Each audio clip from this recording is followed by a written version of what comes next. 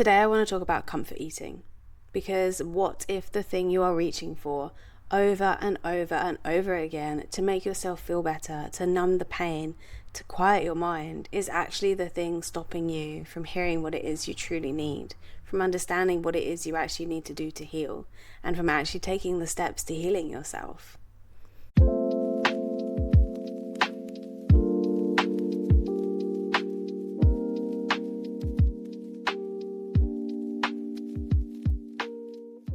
Hello and welcome to the Good Girl Rebellion podcast. I'm your host Izzy, and I'm so grateful to have you here for another episode.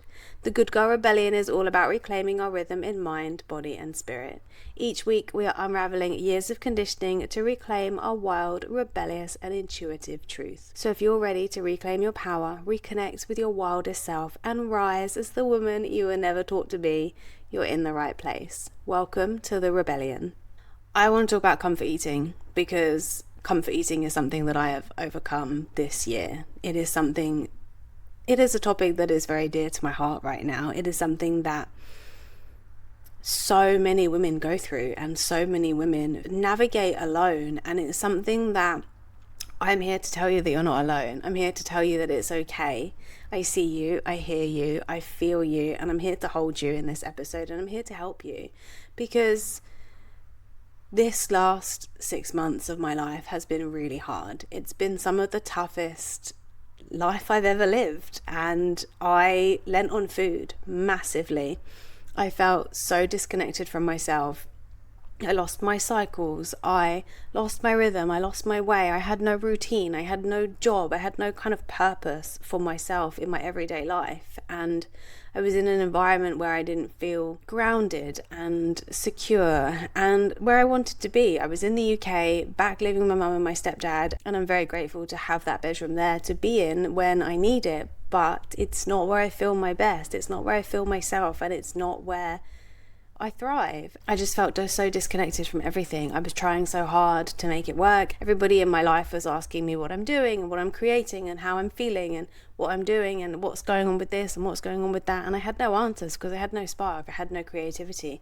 I had nothing. I just had nothing left. And I was constantly eating. I was constantly just filling the void with food. I was always reaching for food to make myself feel better.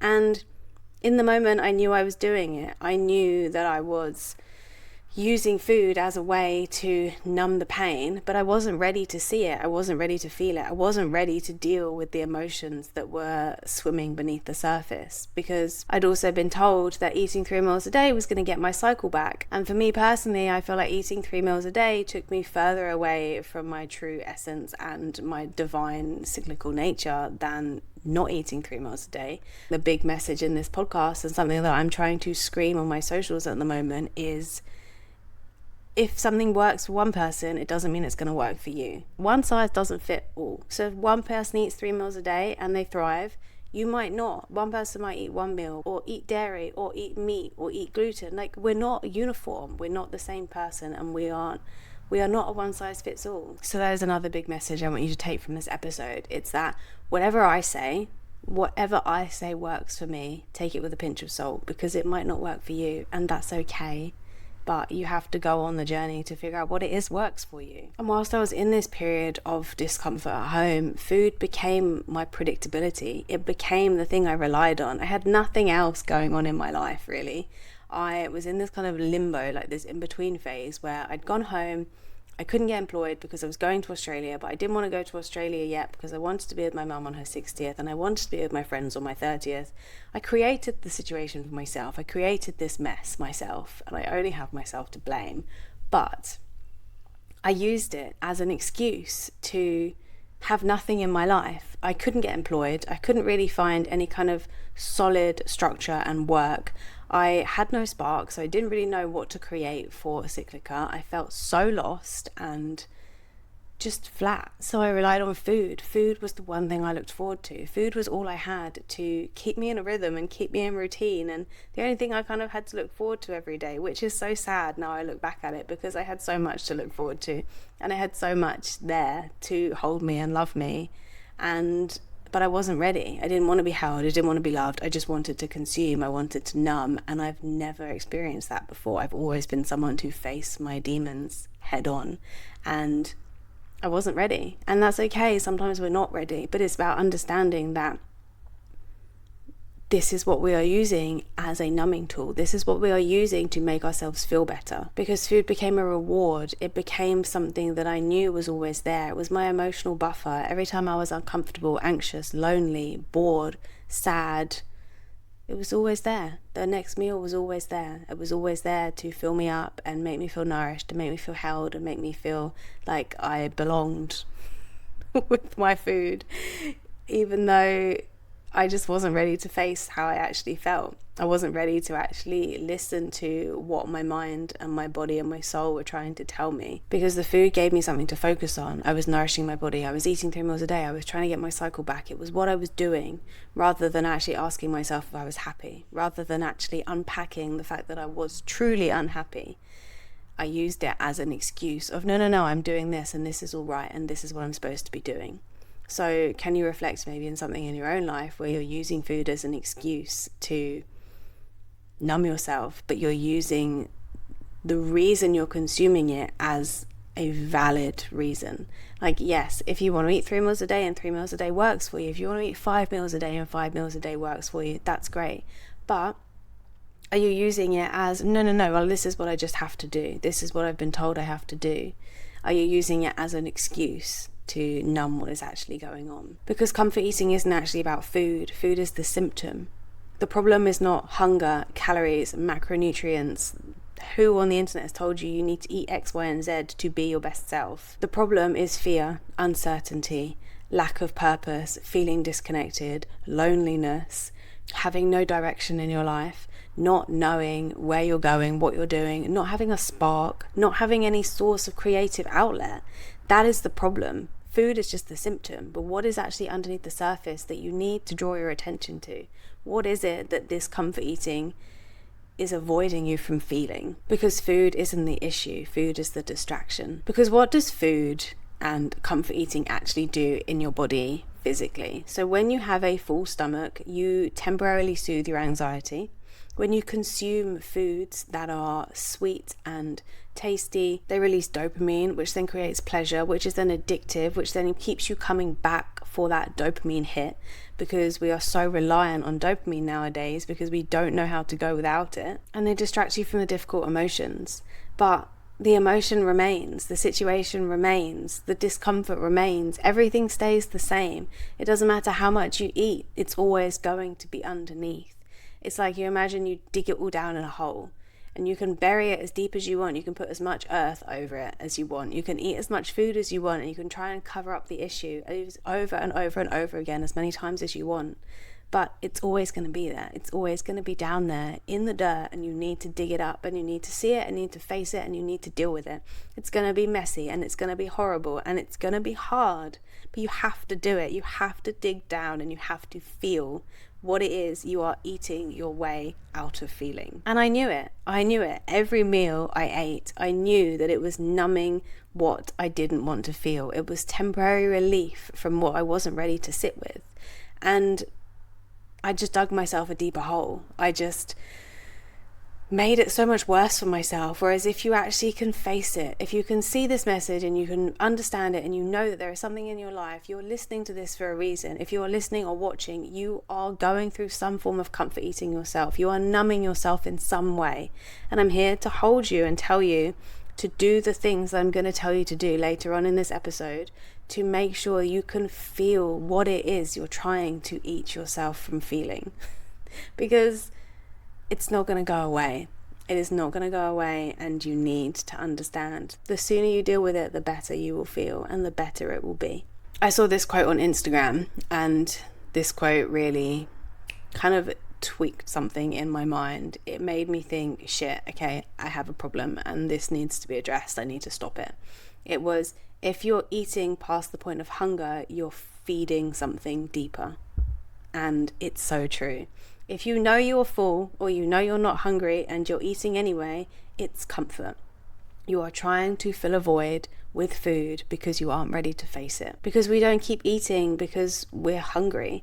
We eat because we don't want to feel the loneliness, or we don't want to feel the grief, or we don't want to feel the fear, or the change, or the uncertainty, or the boredom that is so present within us. We're just not ready to feel it. We don't want to feel it. We want to keep eating and putting more dirt over it so that we don't have to face it and it can just go away. But it's not going to go away. It's not going to go away. You have to feel it. And when I stopped reaching for the food, I suddenly had to sit with myself, and it was the best thing I've ever done. Because it isn't that you're actually hungry. It's not that something's going to go wrong or life's going to fall apart. And because I had intertwined the two of, I had to eat 3 meals a day because I was trying to get my cycle back, and if I didn't eat 3 meals a day, then I wasn't going to get my cycle back. But then I was eating 3 meals a day and I still wasn't getting my cycle back, and now I was getting overweight for myself and what I'm comfortable in, and it was a really horrible cycle to be in. And it wasn't until I stopped and I stepped away, I hit breaking point. I got to the point where I was like so uncomfortable in my own skin. I didn't recognize myself. And it wasn't even just physically that I didn't recognize myself. It was emotionally and spiritually and mentally. I just felt numb. I felt like such a brain fog was over my head. I felt no spark, no creativity, no joy, no abundance and gratitude for life, which is, if anybody knows me from my life, that is who I am. People say that I'm like a ray of sunshine, and I just felt like a dark cloud, and I knew that something had to change. And I knew that deep down that it was about what I was consuming. It was about the amount of food I was eating, because I've never ever eaten 3 meals in my life. I've always been 2 meals or 2.5 meals a day. I've never been 3 full meals a day, and I knew that that had to change, and that was having a knock-on effect on how I felt. It was about the mental battle of not having that form of comfort. That was the hardest part. I decided to start intermittent fasting. So I'm playing around with periods of 18-hour fasts. And that first morning was one of the hardest things I have ever done, not getting up and numbing myself with food, because I had to feel it. I had to feel everything. I had to sit with it. I had to cry and fall apart and break down. But you know what? Breaking down a few days prior because I truly didn't recognize myself was a way worse experience than breaking down and actually feeling the things that I haven't allowed myself to feel for months. Because I would much rather be shaken up by the things that are holding me back than the things that are keeping me stuck. 100%. I would much rather feel this discomfort and this pain and get back to who I know I can be, to get back to my bubbly, bursting, radiant, thriving self, rather than being this dark cloud that I felt like I was becoming. And once I got over that first day, I went to sleep. I had the best night's sleep I have had in a very long time. I woke up in the morning and I just felt like a whole new person. I felt like I was back to myself. I felt like I was connected to my intuition again. I was connected to my spirituality, to my mental state. I felt like I was sharper. I felt like I wasn't relying on food to bring me comfort. I felt like, actually, you know what, I can make this myself. I can make my own comfort. I can make my own joy. And that isn't a feeling I felt for a very long time. And I just think it's crazy that I allowed myself to feel like this for so long, because I was so afraid of feeling this discomfort, when actually on the other side of that discomfort is the greatest joy ever. Because it made me realize that hunger and emotions are very different signals. So I started asking myself, am I physically hungry? Because I actually didn't remember the last time I had physically been hungry. Am I bored? Am I stressed? Am I avoiding something? What am I actually needing right now? And when I stopped filling myself with food to avoid these questions, I actually could hear myself again. I could understand that actually the answers were always there. I just had to stop numbing myself enough to be able to hear them. Because hand in hand with comfort eating is actually this world we live in consumerism. It's consuming, it's constantly being numbed by social media, television, food, podcasts, shopping, entertainment, you name it. We are constantly being filled with shit. Whether it doesn't matter if you're putting it in your body, you're putting it in your mind, you're listening to it, When was the last time you sat for 10 minutes in pure boredom, staring out the window at nothing like you used to when you were a child, watching the raindrops collect together? Like, we aren't bored. We aren't alive and present with our emotions anymore. We are just constantly distracted and consuming. And that is exactly where comfort eating sits hand in hand with the world we live in now. Because we are constantly encouraged to take in more, learn more, do more, be more. No, allow yourself to sit, allow yourself to be quiet, allow yourself to sit with the emptiness and the discomfort of nothing and see how it makes you feel. Because nothing bad's going to happen. You know that there's a meal when you actually need it, when you're truly hungry. But can you sit with what it feels like to have nothing inside you, around you, consuming you? How does that feel? Have you ever actually allowed yourself to feel that before?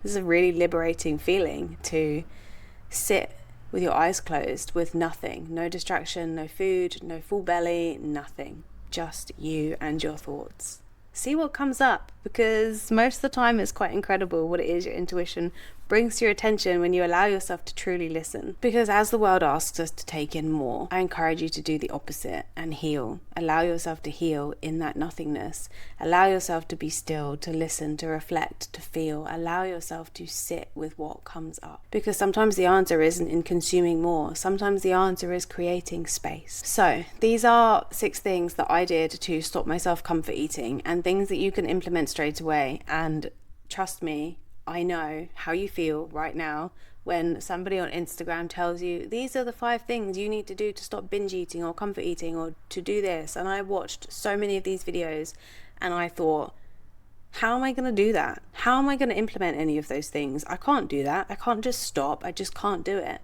But I want you to get really, really honest with yourself and ask yourself, is this reality worth it? Is allowing yourself to fill the void with food and how it's making you feel physically, emotionally, mentally, spiritually, is it worth it? Or are you ready to face your demons, and are you ready to actually see what is swimming beneath the surface? Because I promise you it's worth it. I promise you it's worth it. So number 1 is you need to do what brings you joy. And this is, I think, the thing that everybody misses. This is the one thing that nobody talked about online that was the missing piece for me. Moving to Australia, finding my creativity, finding my freedom. Yes, okay, everything here right now isn't how I want it to be. I'm still a bit stressed. I need to find a job. Things for another conversation. But moving, doing that big thing and moving to Australia that I've always dreamt of doing changed everything, because it allowed me to have the space to create, to be free, to feel like my true self again. At home in the UK, I just don't feel like myself, and that is something that I have just come to accept. And where are you now? Are you in a job that you hate? Are you in a relationship that suffocates you? Are you surrounded by people who don't understand you? What is it in your life that brings you this unhappiness that you think you're trying to avoid? What can you do to bring yourself more happiness? This is the one thing, the most important thing. If you take one thing from this video, one thing from this podcast, it is about bringing yourself happiness and joy. And you have to create it for yourself. No one else can make it for you.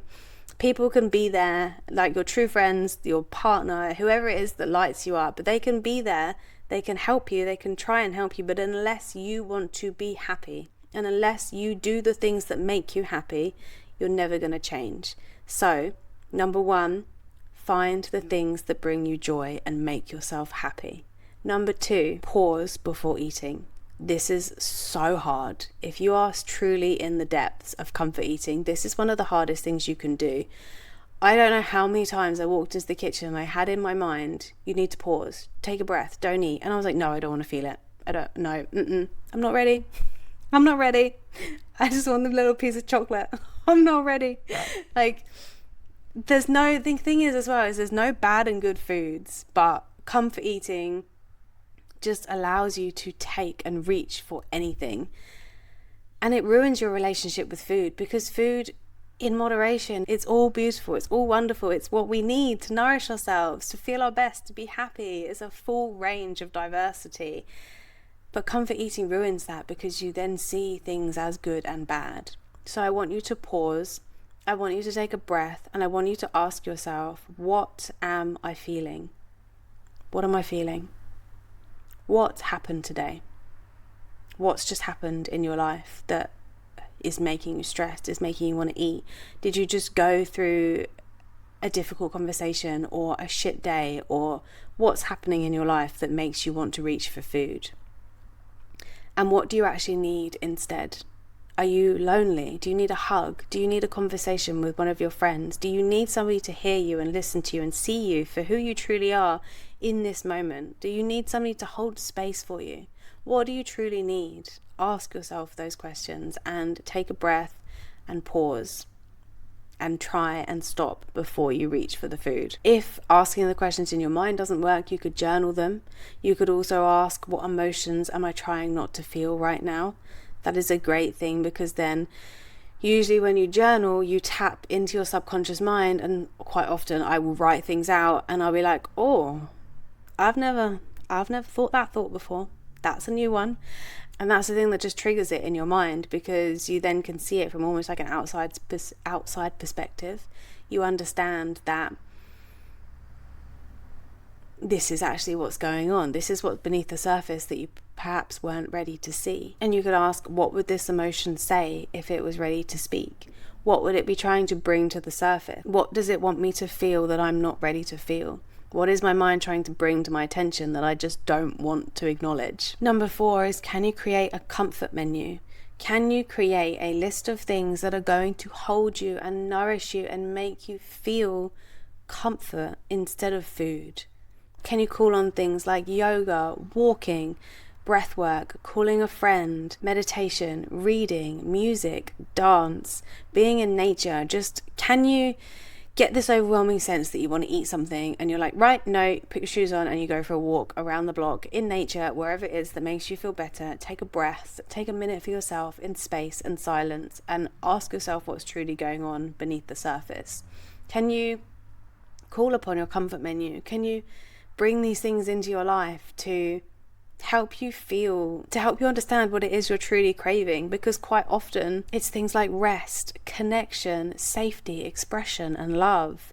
We are just human beings. We need human beings and comfort and community and love and joy to be our best selves. And if you're surrounded by none of that right now, give yourself some grace, because of course you're going to try and find comfort in something else, but I encourage you to lean on the people in your life to help you figure it out and help you do it in a different way. Do it in a way that's going to make you feel better about yourself. Do it in a way that's going to be sustainable and that you can use to become the best version of yourself. Can you start a yoga practice, and then can you let your yoga practice evolve as you go on this healing journey? And then can you look back in 6 months' time and realize how much your yoga practice has actually developed and established alongside your healing journey? Because what a beautiful thing that is, to understand that you were here and now you're all the way up here, and you did that all by yourself. And you learn to sit with the discomfort.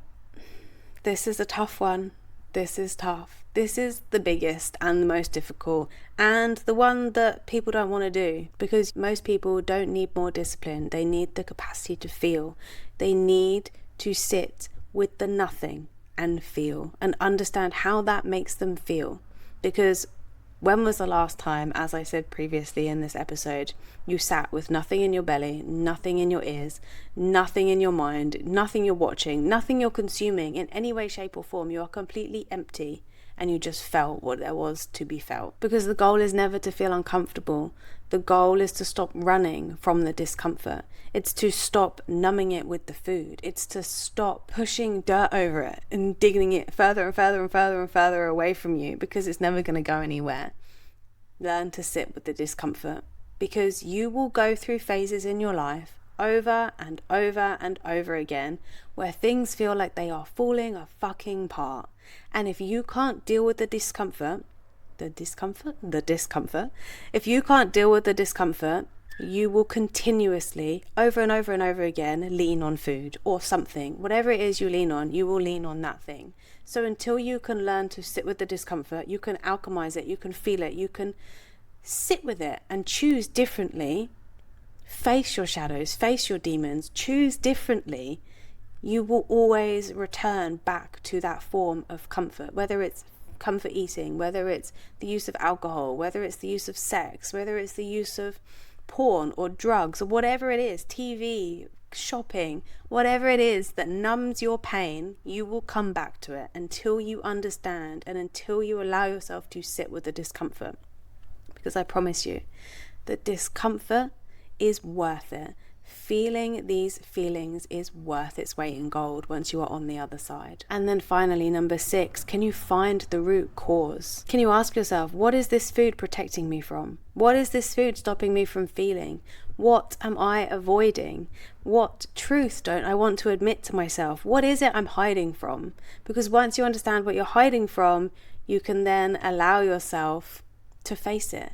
You can allow yourself to stand in it and be bold and face it alone and be brave and change it. You can choose differently. You can choose to live differently. You can choose to act differently. You can choose not to eat the food. You can sit with the discomfort and feel your feelings and understand what it is they're actually trying to show you and tell you and share with you. Because I allowed myself to live in this spiral for 5 months, over and over and over again, not facing what I was feeling, not facing how I was unhappy, not facing what was truly going on in my life. And I wasn't ready to feel it and understand. I wasn't ready to bring to the surface what it was that needed to be sat with. I wasn't ready to be in the discomfort. And it's okay if you're not ready yet, but just understand that the sooner you get there, the sooner you allow yourself to be ready, the sooner you face this struggle, the better your life will be. Because looking back, I didn't need another meal. I didn't need another square of chocolate or another breakfast bowl or another this or that or anything that I used to numb my pain. I needed honesty. I needed to admit that I wasn't happy. I needed to admit that things needed to change. And I needed to stop using food to fill a void that I never could. Because at that point in my life, I felt like, who was I to not be happy? Who was I to say that I wasn't okay? Who was I to say that everything in my life was falling apart and I didn't know how to pull it all back together? Who was I to say that I was drowning and I didn't know how to keep myself afloat? Because from the outside, I looked like I should have been thriving, but I wasn't. I was drowning. And if you are drowning, you just need to say that you're drowning. You need to say you need help. You need to say that what is on your plate is too much for you to handle, because I should have dealt with my feelings months ago when I knew they were bubbling beneath the surface. But when I knew that I was eating and digging them deeper and deeper and deeper, I should have dealt with them, and I didn't, because I wasn't ready. And if you're not ready, it's okay. But if you are ready, you can do this, and know that I'm here along this journey with you. You can send me a DM, tell me how you're feeling, tell me what it is you're going through. I am here with you on this journey. Because the moment I started listening, the moment I stopped numbing, and the moment I allowed myself to go without food, everything changed. Everything changed. I finally felt clear, like I could hear, like I knew what it was I needed to do, and like I knew the direction I needed to take. So I encourage you to just try, because maybe the thing you're craving isn't actually food at all. Maybe it's rest, maybe it's purpose, maybe it's change, and maybe it's your body just asking you to return to yourself, to trust your rhythm, to trust your knowledge, to trust your wisdom, and to trust that you know how to hold yourself, because you do. You can hold yourself through any situation. As long as you believe you will make it through it, you'll make it through it. And I promise you, once you stop numbing yourself, everything will unfold as it's supposed to. Everything will become clearer and everything will start to make sense again. Because food is not the answer. Comfort eating is just going to numb your pain for as long as you feel like comfort eating. But the minute you hit rock bottom, the minute you can't take it anymore, the minute you don't recognize yourself and you just can't do it anymore, I'm here for you. This episode is here for you. These tools are here for you. Cyclica is here for you.